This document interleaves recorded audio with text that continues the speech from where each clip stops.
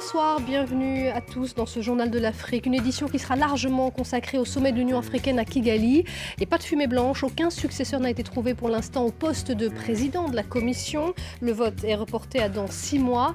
Mais la grande annonce de ce sommet, c'est bien sûr le Maroc qui veut réintégrer l'institution. On va en parler dès le début de ce journal avec notre envoyé spécial sur place, Jean-Karim Fall. Nous irons également au Maroc comprendre les motivations de Rabat, avec laquelle la porte de l'Union africaine il y a 32 ans, lorsque la République sahraoui avait été admise en son sein. Une décision qui s'explique, vous le verrez, par la volonté croissante du Maroc de renforcer son influence à travers le continent. Focus sur le cinéma au Cameroun à l'occasion du festival Écran Noir. Nous nous intéresserons au 7e art dans ce pays. Il n'y a quasiment plus aucune salle en activité. Ateliers de couture, magasins d'électroménager. Depuis des années, ces espaces ont été réinvestis pour d'autres usages. On va donc faire le point sur les principaux enseignements de ce 27e sommet de l'Union africaine qui vient de s'achever ce lundi à Kigali. Une image pour commencer, celle des tout premiers passeports africains. Les présidents du Rwanda et du Tchad sont les premiers bénéficiaires. Un passeport censé préfigurer la liberté de circulation pour tous les Africains sur le continent d'ici 2020. Mais pour l'instant, seuls les chefs d'État pourront en bénéficier. Un sommet, je vous l'ai dit dans les titres, qui a été très largement dominé par cette annonce du Maroc qui souhaite réintégrer l'institution. On va en parler tout de suite avec Jean-Karim Fall qui est en direct avec nous de Kigali. Jean-Karim, avant d'aborder l'épineux dossier marocain, un mot sur cette non-élection. Aucun successeur n'a été trouvé pour l'instant au poste de président de la Commission de l'Union africaine. Oui, tout à fait, vous avez raison. La sud-africaine Dlamini Zuma, qui ne souhaitait pas donc poursuivre son mandat, enfin en demander un second, ne sera pas remplacée pour l'instant. On s'achemine visiblement vers une période d'intérim qui sera sans doute assurée par le vice-président de l'Union africaine. Alors, les 3 candidats en lice, plus exactement 2 candidates et 1 candidat, n'ont pas obtenu, ne sont pas arrivés à la barre fatidique de 2 tiers des voix pour être élus. Alors, le scrutin a été long, il a fallu 4 tours, et à l'issue de ces 4 tours, il y a eu 28 abstentions. Ce qui est énorme, ce qui veut dire que plus de la moitié des présents, des participants, ne voulaient pas donc de ces trois candidats. Alors à l'issue de ce résultat, donc les pays d'Afrique de l'Ouest, de la CEDEAO, qui avaient milité pour un report de cette élection parce qu'ils estimaient que les 3 candidats n'avaient pas la carrure nécessaire donc pour être président de l'Union africaine. Donc les pays d'Afrique de l'Ouest avaient le sourire aux lèvres puisqu'ils avaient demandé un report de ce scrutin.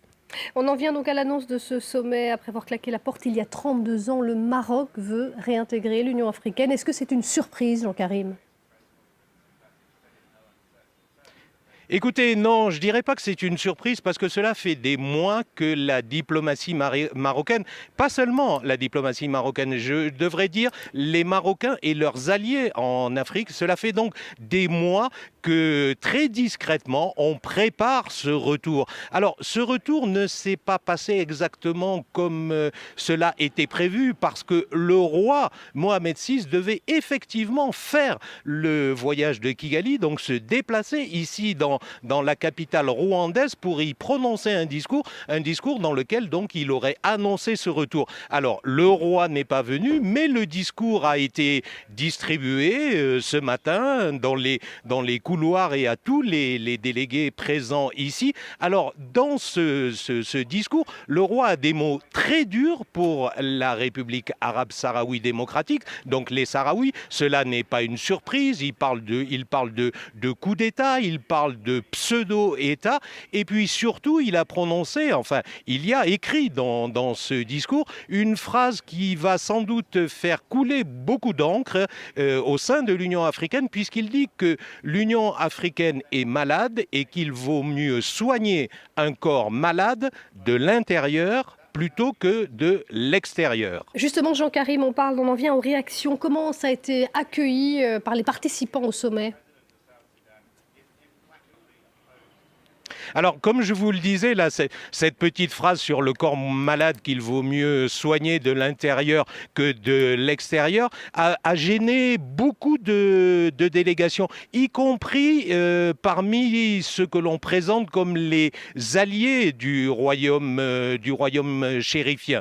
Je ne parle pas aussi des pays d'Afrique australe. Vous savez, les pays d'Afrique australe ont toujours été les soutiens indéfectibles de la cause sahraoui et de la République arabe sahraoui. Donc du côté de l'Afrique australe, on faisait un petit peu la grimace, mais je ne pense pas que cela puisse avoir des conséquences sur le retour du Maroc, puisque globalement tout le monde est d'accord. Le président tchadien qui préside l'Union africaine pour un an a par exemple dit que personne ne pouvait empêcher le Maroc de revenir dans la grande famille africaine. Ce sont ses propres termes, mais on insiste beaucoup dans les couloirs et dans la plupart des délégations sur le respect des règles. Le royaume chérifien doit respecter les règles avant donc de retrouver son siège à l'Union africaine. Ce sera sans doute au mois de janvier prochain à Addis Abeba. Merci beaucoup pour ces précisions. Jean-Karim Fall en direct de Kigali. Respecter les règles de l'UA,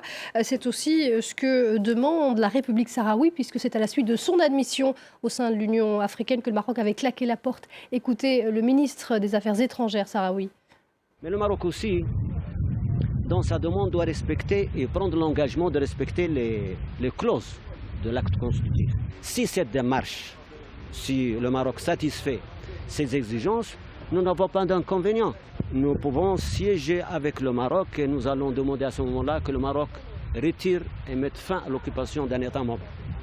Et on va prendre maintenant la direction du Maroc. Quelles sont ses motivations? Écoutez les précisions de notre correspondance Margot Chevance avec Jean-Marie Lemaire.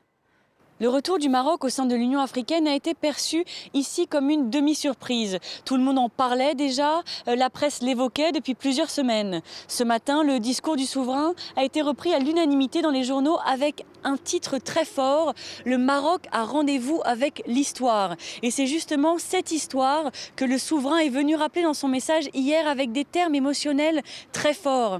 Le départ du Maroc en 1984 de l'Union africaine a été vécu comme quelque chose de douloureux, une blessure, une trahison.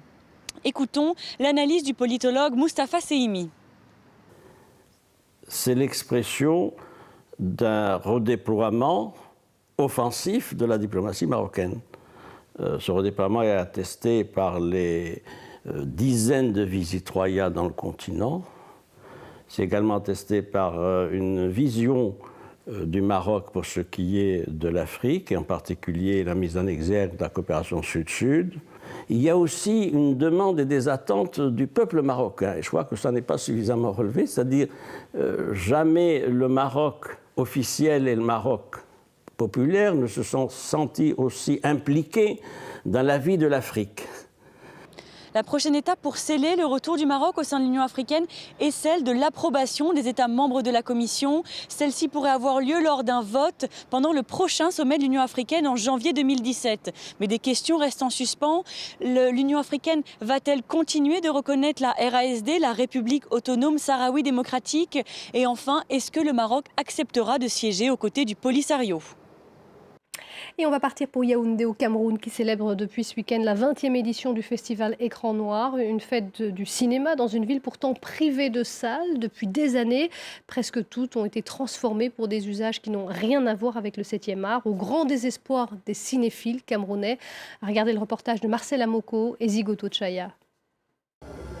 Un tout petit écran dans une salle d'à peine 20 mètres carrés. Un film chinois lors de la séance de midi. Voilà à quoi ressemble l'une des dernières salles de cinéma de Yaoundé. Celui qui sait que son film est fini là, qui se met dehors. Un simple ciné-club en plein cœur d'un quartier populaire, loin, bien loin du centre de la capitale camerounaise, privé de ses grands écrans depuis plusieurs années, comme un lointain souvenir. Une dizaine de salles de cinéma ayant eu pignon sur rue, aujourd'hui disparues et reconverties, comme celle-ci, fermée à la fin des années 80, est devenu depuis un atelier de couture.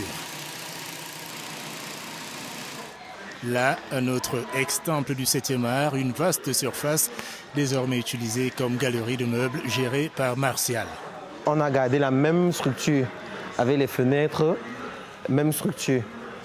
Le mur que vous voyez en face, c'était le mur du cinéma proprement dit.